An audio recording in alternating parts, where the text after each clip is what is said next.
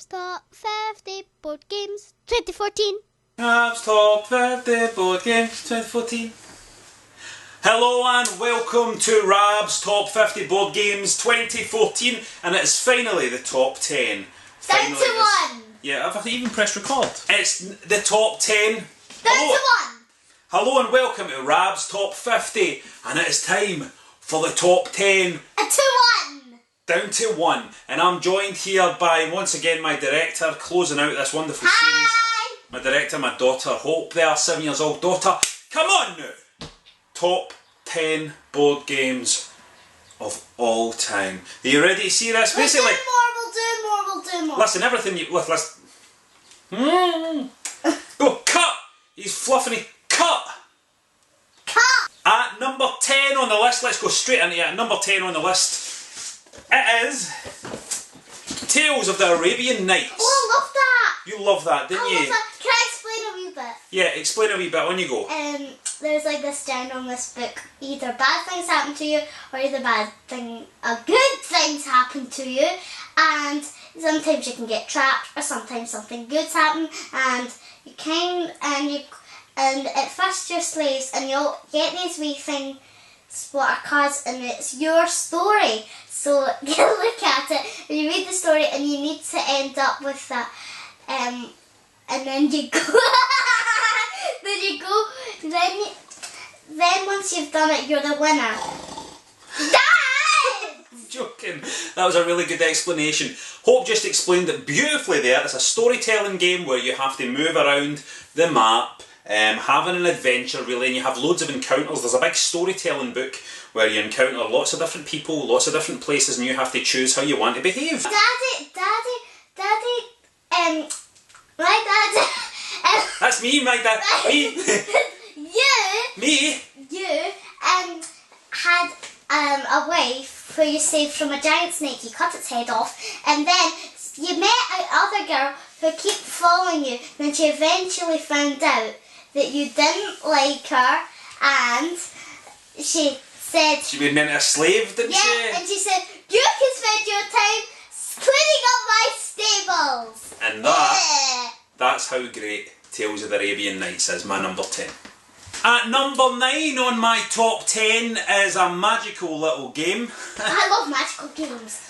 And this is Magical Athlete. Let me explain how Magical Athlete works. So are you magic and you're doing a running race or something? Exactly. It's a lot of magical characters in a race. It's a really, really simple game. Like wizards? You draft characters at the start. At the start, everybody pays. It's like an auction to get characters, and each character has a special power.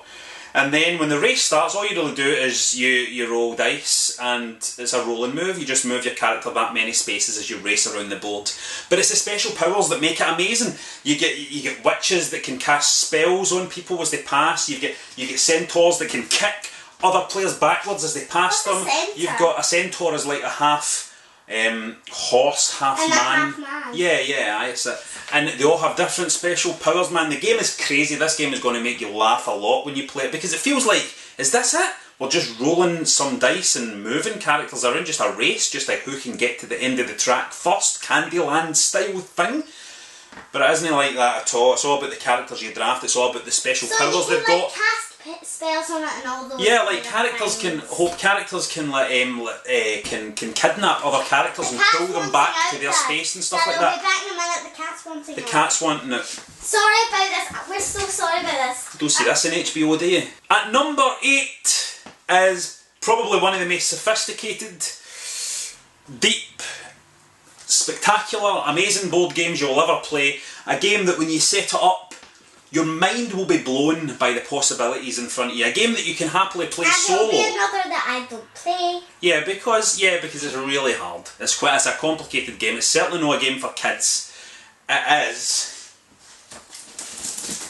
Mage Night. That's a new one. It's Mage Night. No, I have a sealed one here, and the reason why I've got a sealed one here is because, well, when I bought my original copy of Mage Night, I had some missing components. The first print was a bit of a dodgy print, so I've got a new copy because I want to get the right components. And quite frankly, I love the game so much that I kind of want a spare. Anyway, I kind of want a spare. That's how good the game is. Let me explain to you quickly how the game works each player is an adventurer. You're moving about and exploring a map.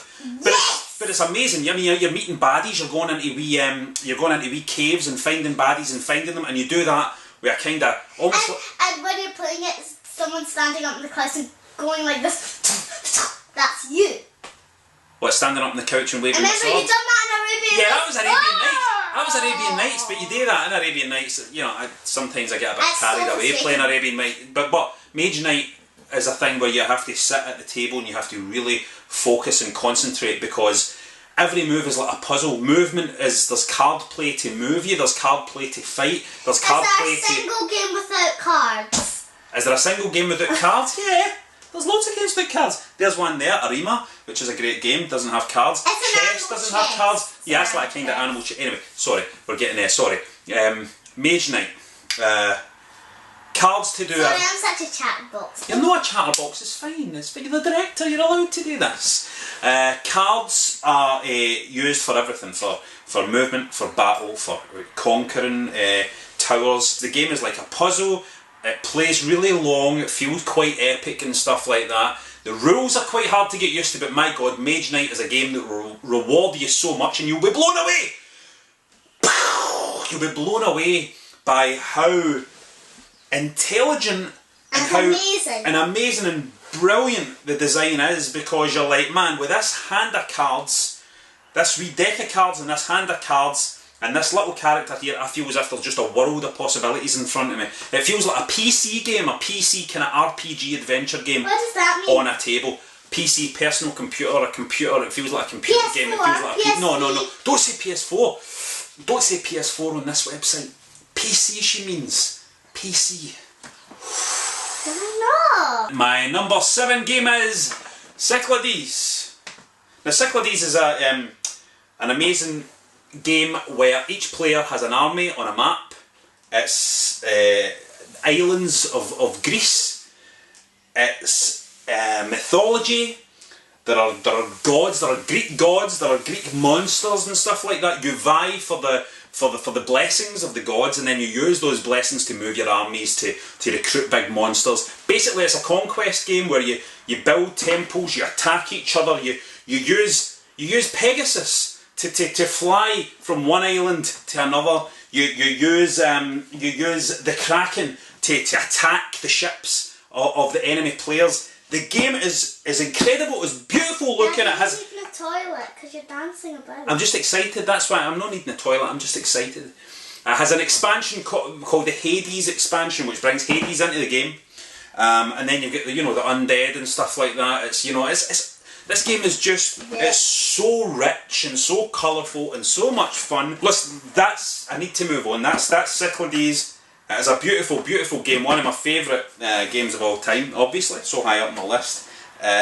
But give it a try. It's a game that really lets you do nasty things to each other, plays quite quickly, and is really, really cutthroat. And it has a really, really tense end game. See, once everybody knows the game well, the end of the game is always really tight and really tense, because quite often, the majority of the players at the table have a chance of winning towards the end of the game, which doesn't happen too often in board games, so check this one out. Cyclades. At number 6! It's Chaos in All World, bros. Chaos in All World. Probably some of you who know my board game coverage might have expected this to be higher, and that just goes to show you how great the games are that are above this in the list. This is a game of conquest in the old world of the Warhammer universe, where everybody plays one of the dark, horrible gods, like Khorne, the blood god who likes war, and Nurgle, the god of disease and pestilence and stuff like that. Yeah, weird names. Very weird names. Yes, of old gods. Do you learn about them at school? Like the blood god or anything like that? Khorne or Nurgle or anything? No, we just learn about the god, the god who's up in heaven. Jesus. That god. Jesus, blah blah blah blah blah. Anyway, carry on. Jesus, blah blah blah. So, in this game of Conquest, a map of the old world with territories.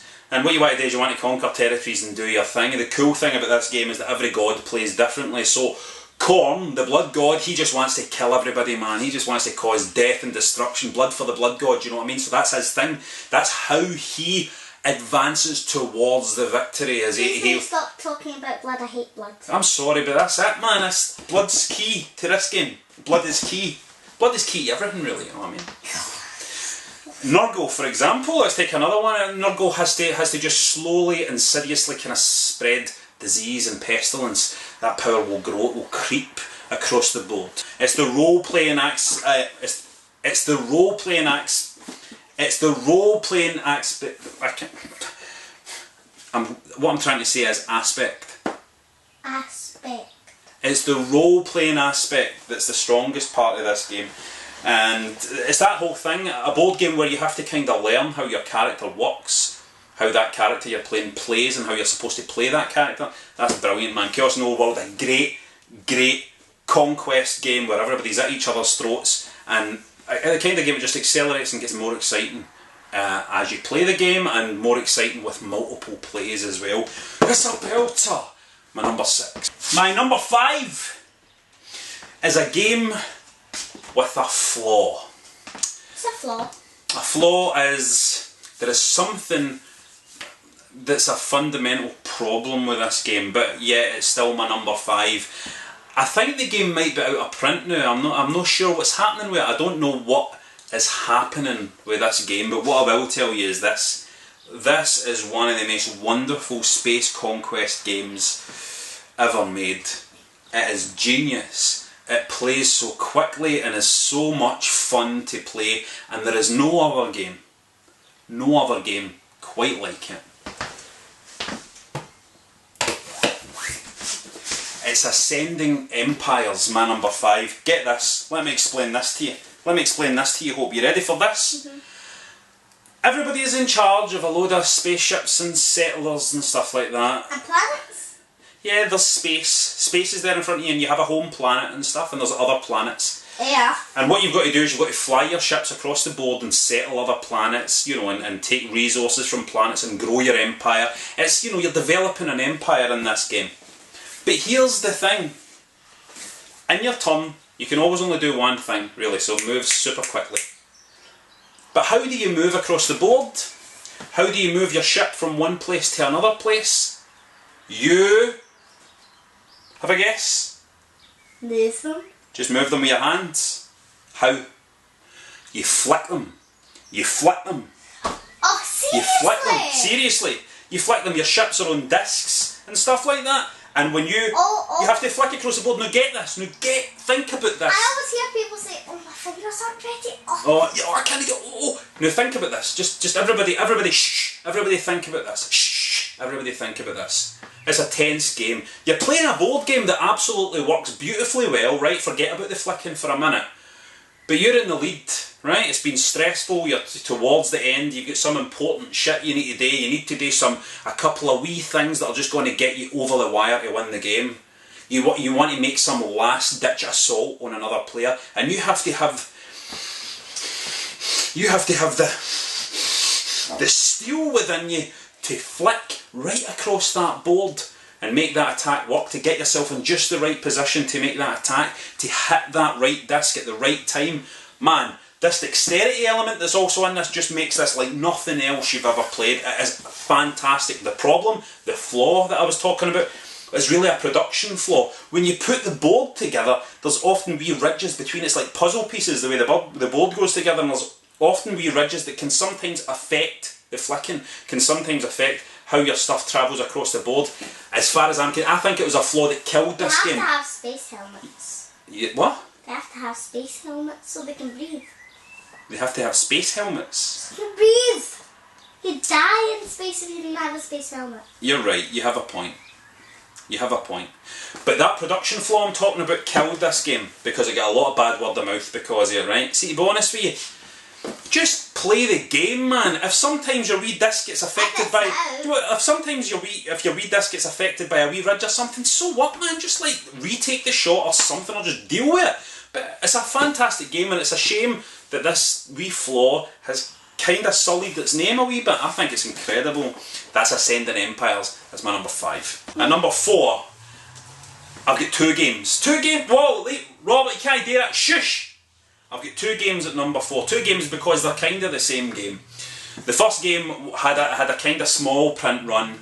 It was the first edition of this game, kind of. It was the first interpretation of this design, certainly. And that first game was Mall of Horror, which is a zombie game. Don't. Where you have to vote. Sorry, I know you hate zombies. I'm sorry, I know you hate zombies. Just close your eyes for a wee bit, right? It's a zombie game that's incredibly tense. Incredibly tense. And it's really a diplomacy game, because what the game is about is players hide in certain areas, zombies come, and then when the zombies overwhelm the area, the players have to vote for who they throw out to the zombies. So you're constantly throwing other players to the zombies. So it's really, really nasty and really vicious. It has an element in it, for example, where you can find out from the security cameras where the zombies are coming. Right? You can see where the zombies are coming to. Now you can share that information with other players if you want.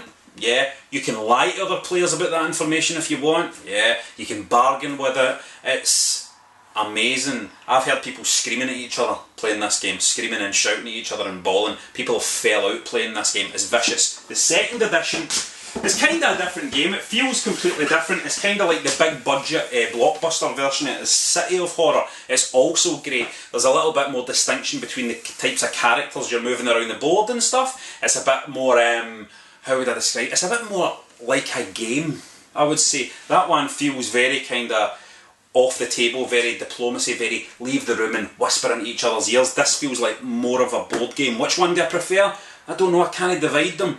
It almost feels like City of Horror is the wee indie horror film version of this kind of big blockbuster horror version of a brilliant diplomacy game, scary, thrilling, cutthroat game, which is the best zombie game ever released. Best zombie board game ever released. That's Mall of Horror and City of Horror. Better than Zombie Dice? Better than... far better than Zombie Dice. My number 4. At number 3! We're in the top 3! We're in the top 3, Hope! Fist bump. At number 3 on my list is a classic board game, a board game that has been around for a long, long time. Why has it been around for a long, long time? Because... it's great. It's great. In its essence, it is what every board game should be, which is simple to play, something that captures the imagination, something that's easy for new players to get into, something that you can tinker with and house rule. I love this game. And it is...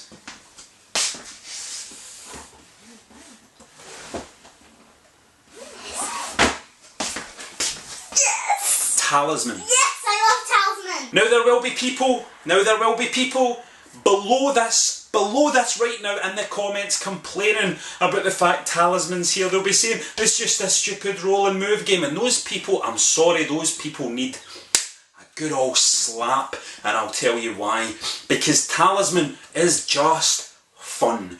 Uncomplicated fun. Talisman. Yes, I love Talisman! My number 2 game, that just missed out on being number 1. My number 2 is... Space Hulk. Space Hulk, man versus alien in desperate battle. Man versus alien in desperate battle. Man versus alien in desperate battle. Said that 3 Space Hulk, man versus alien in desperate battle. Man versus alien in desperate Stop battle. it, Dad! Man versus alien in Dad, desperate battle. everyone knows. Fine. Man versus alien in desperate battle. Dad, everyone's gonna get bored now. Man versus alien in desperate battle.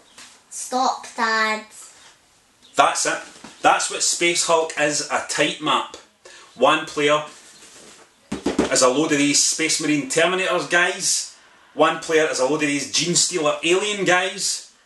And those two, man, they meet on this map. Fine. Man versus alien in desperate battle. What makes Space Hulk so good? It's the tension, it's the simplicity of the game. You can learn it easily. Loads of scenarios that you can play through. And it's that tension. When you're the Space Marine players, you have these blips showing up on the board. It feels like Aliens. It feels like Cameron's Aliens, man. It really does. You've got these blips showing up on the board. You don't know how many aliens are there. You turn the corner, the blip gets converted into aliens. Suddenly, the corridor is filling with aliens. You fire your bolters, you fire your flamethrowers, you fire everything you've got at them. Things jam, they come closer. You go into Overwatch, you try and cover the corridors. Guns jam, the aliens come closer. The excitement's with your heart's like this. Abba boom, abba boom, abba boom. Doesn't matter what version you get. Space, this is brilliant. The most recent release. Beautiful, beautiful thing with beautiful miniatures. Space Hulk is a classic. A classic of tight, perfect game design. Overwatch, man. Overwatch. Overwatch. A concept so brilliant that a million things have stolen it and lifted it. A game that plays so perfectly that when they do new additions and they change even one element of it, people panic. A game that I will probably play when I'm 60, 70 years old. It's an absolute stone cold classic, Space Hulk. And if you're a gamer, I don't care how much this costs in the second-hand market, you need to have a copy of Space Hulk. Seriously, you don't need to. Oh yeah, she's probably right. Number 1. It's time for number 1. This top 50 list, a couple of months we've been working down through this list. My daughter Hope, thank you so much for helping me out here. You've been a credit to the human race, a credit to little 7-year-old girls everywhere. Folks, thanks for watching. We're at my number 1 game. You know what it is, didn't you? I will do more. You've got to know what it is. You've heard me talk about it so many times. It is. Come on, let me hear you say it.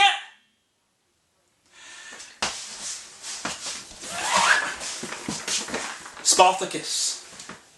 Spartacus is number 1 on my list. Let me tell you why this game is so great. This game takes some of the best elements of some of the best games that exist out there, put it all together in one box, one adults only box, with a lot of blood, a lot of beheadings, a lot of slaves. It's insanely cutthroat. There's an intrigue phase where players can play cards on each other, right? And these cards do horrible things to other players, and these cards cost influence to play, and sometimes you don't have enough influence, so you need to borrow influence from other players. You need to say, will you lend me your influence so that I can play this? So you're always making alliances with other players, and sometimes you can make an alliance with another player so that you can play a card, and then you can play it on them. Then you can play it on the person that helped you. And that's in the first phase of the game. You can do something as horrible as that.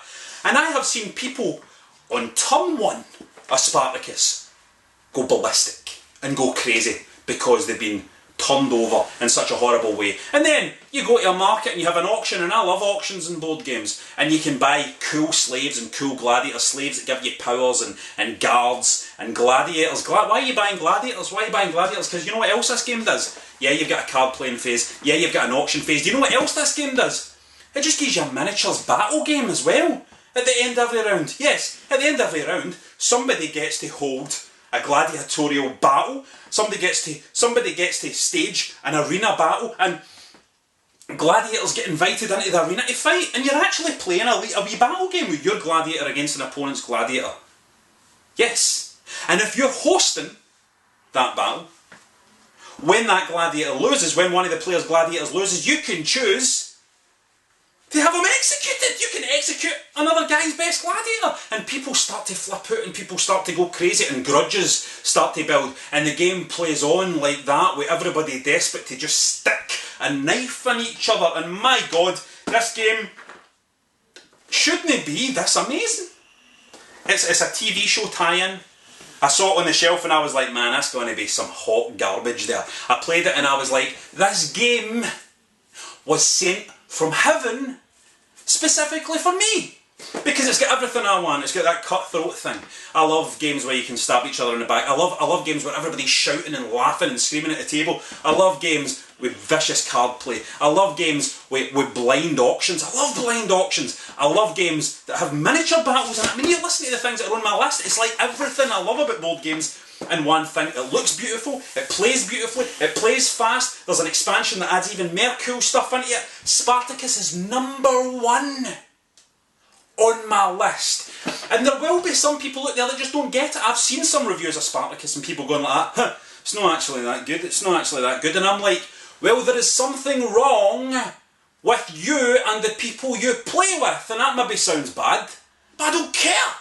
I don't care. Because anybody not recognising the brilliance of this game, I've got something wrong with them up there.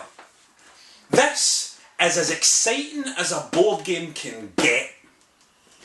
This is the game. See when people say, board games, man.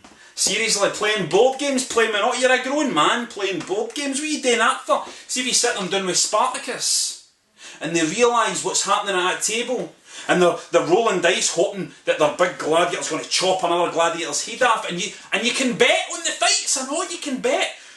Not just bet on the winner. You can bet that somebody's going to get their head cut off. This game has got it all. It's amazing.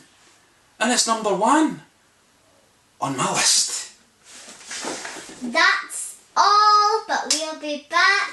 No. That's not all. Alright, sorry. Because I've given you a list of 50 games here.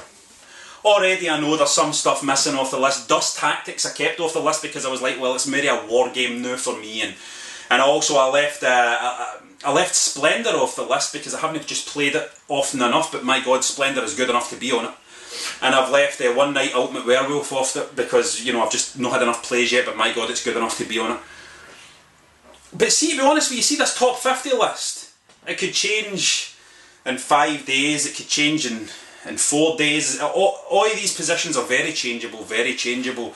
There is one thing that is not changeable, and that's my favourite board game of all time. That's not changeable. That has been a constant since the first time I played it. It has been a constant. Your favourite ever? It has been a constant. And that's why it's not on the list. That's why my favourite board game is not on the list, because this is a constant. Forget about lists. I've played many games since I played my first game of this, and nothing's managed to creep above it. It is Cosmic effing Encounter. It's the ultimate board game. As far as I'm concerned, it's the ultimate board game. It's a game that wants to make you smash people's faces in. It's a game that wants you just to take your alien's power and see where it can take you, just have an adventure with it. You see, it's a game about space conquest. It's about conquering people's planets. Ultimately, it's a diplomacy game, really, because you're trying to create alliances to get you what you want. But every player is a different alien, and a different alien with different powers that completely change how the game works. It completely changes how the game works. Every time you sit down to play Cosmic Encounter, it plays completely differently from the last time you played it. Every game I've played at Cosmic Encounter, think about this, has been completely different from every other time I've played it, because all these powers work together in weird ways. Sometimes they don't work together at all. Sometimes there's this clunky push and pull and you're kind of like, this is crazy. Sometimes it's so chaotic, it's wild. Sometimes weird synergies appear. It's an incredible game. An incredible game. Where you can even, it's a game where you can even, as part of the rules of the game, when you have a certain alien power, you can cheat. As part of the game, you can cheat and steal cards. Cheat? You can cheat. It's part of the game. Because this game it was designed to just be fun. When they sat down to design Cosmic Encounter, they just went, what's cool? Right, what's cool, man? Let's see whatever's cool. What's cool and what's fun? Whatever that is, get it in this game. Get it in this box. There's been so many expansions. Why? Because you can just expand this game forever. You can just keep adding new aliens in with new powers. And my god, it's the best experience, man. It's the best experience. This is a classic. This is a classic that's been around for so long. It's going to be around for a lot longer, let me tell you. This is a beautiful... Daddy cut! No. Rab's Top 50 Board Games 2014.